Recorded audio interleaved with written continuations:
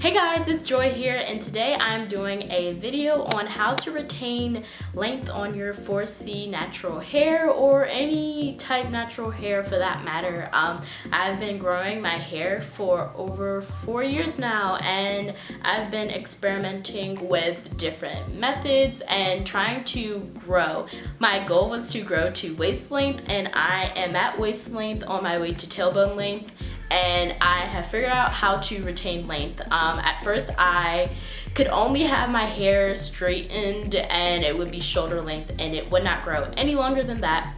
And now I figured out how to retain the length that I'm growing, as well as promote growth as well. So if you want information on the background of my natural hair journey and how I reached waist length, I actually have a video on that I will have in the cards or in the links below. So make sure you watch that if you want more just general growth tips, but this is going to be more specific to retaining length. So let's get started. The first thing is to eliminate combs and brushes from your hair routine. So right now I have a comb and I have a Denman brush, but I do not use them regularly. I use them maybe once a month, right around wash day when I need to get the real tangles out of my hair. Other than that, I am finger detangling. Finger detangling is so important when you're retaining length because natural hair is a spiral most likely, and when you have that spiral format, and there's more ends for breakage. So when you're using combs and when you're using brushes, there's more opportunities for your hair to be broken, unlike straight hair where there's less points of contact for that comb or brush. So when you're finger detangling, you're taking your time. Hopefully you're not ripping things out of your hair. You're being patient. Patience is the biggest thing you learn if you want to have natural hair and grow it long. So if you're not a patient person, hopefully finger detangling will help you with that, or maybe it's not the right time for you to be growing out your hair. So that's like the number one thing. If you are not finger detangling right now, start adding it to your routine, because you will start to see less breakage at the end of the month or whenever you try to check your hair length. Also, I wanted to note that you shouldn't detangle every day. So even if you're eliminating combs and brushes, you don't have to finger detangle your hair every day. You can do it lightly, but you shouldn't be trying to get every single tangle out every single day.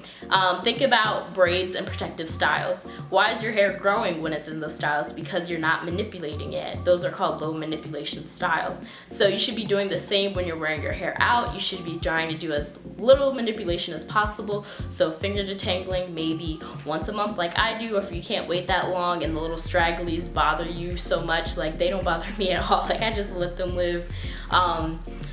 You can detangle maybe once every week or once every 2 weeks. Just do what works for you, and as your hair begins to grow, you also adjust your routine. Next, I wanted to talk about trimming your hair. So I only trim my hair as needed, which is about twice a year, so every 6 months, and I get rid of those split ends and the single strand knots. Single strand knots are just the little tiny like fairy knots that you get on like one strand of your hair, and then split ends is when your hair shaft is split in half or maybe in multiple pieces. So you want to get rid of those for sure, because you don't want it to go all the way up to your scalp and then just cause a whole bunch of breakage. You want to save your hair before it's too late. So you don't really need to do your hair, trim your hair more often than as needed, unless you are trying to grow out a perm or you have heat damage. Then I suggest trimming your hair once a month until you get rid of the damaged hair, or just cut it all off at once. So when I had heat damage, I just trimmed it every month or so until my hair was starting to be healthy again. It was a mix of my hair reverting back and me trimming some off that led to me being restored from heat damage.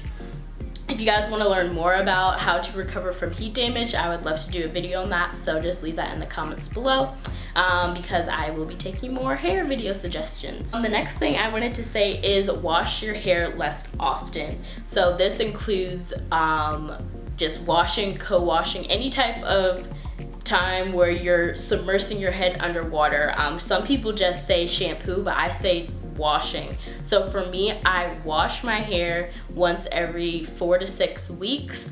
And I use shampoo when I do that, but I use a very small amount of shampoo on my scalp only. You use shampoo on your scalp only, and when you rinse, let it come down the shaft, because the shampoo strips your hair of essential oils and moisturization, and so you don't want that happening to your whole head. Your scalp is really where all the dirt is, and then any other residue will come off when you rinse, as well as conditioning. So I use the Cantu leave-in conditioner. I don't use a regular conditioner at the moment, so I just use that as a conditioner.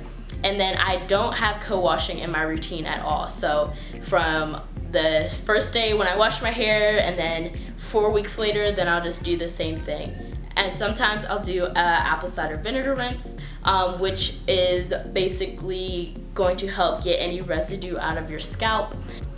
Next, I want to make sure you guys know what breakage is versus shedding. So your hair naturally sheds every day, probably like 100 or hundreds of hairs, but there's also breakage. So breakage is the little ringlets that you might see, or short pieces that you'll see in your sink, and then your full shedding is the length of your actual hair. So breakage is anything that is shorter than a full strand of your hair. And so breakage means that your ends aren't healthy and you need to change something in your regimen. So maybe that's protective styling, getting a trim, doing a deep conditioning, something to help restore those ends. So if you're seeing a lot of breakage, maybe start changing up your routine. If you're seeing shedding, that's completely normal. When I was doing really good with my hair health and like deep conditioning all the time, I rarely saw breakage. But now I see it every once in a while, and then I'll know I have to condition or trim, and that's how your hair tells you what you need to do. And lastly, this is kind of an overarching tip, is to focus on your hair health and not necessarily the length, even though this video is length retention tips. So don't do length checks every week. Focus on just enjoying your hair, enjoying the journey. Like I said, I've been 4 years in, so it's not a quick overnight thing. Don't try to find quick fixes like how to grow your hair in a week or anything like that, because really that's not the case. So enjoy the journey, focus on your hair health, listen to what it's telling to you, and eventually you will start to see that you are retaining more length, and you'll start to see your hair growing. Just know that different things can play in, like genetics or your environment you're in. So know that during the winter you might have more breakage, or if everyone in your family has really long hair, you might end up having longer hair as well. But also, if you feel like your hair can't grow, that's how I felt when my hair was shoulder length, but just changing up your routine and seeing how your hair reacts to it, that might be something that can change as well. So definitely try things out. Don't lose confidence. Just know that your hair can grow from no matter what length that it's at right now. So I hope these length retention tips helped you, and leave any questions you have or video suggestions in the comments below. Make sure you subscribe and like this video, and I will talk to you guys next time. Bye.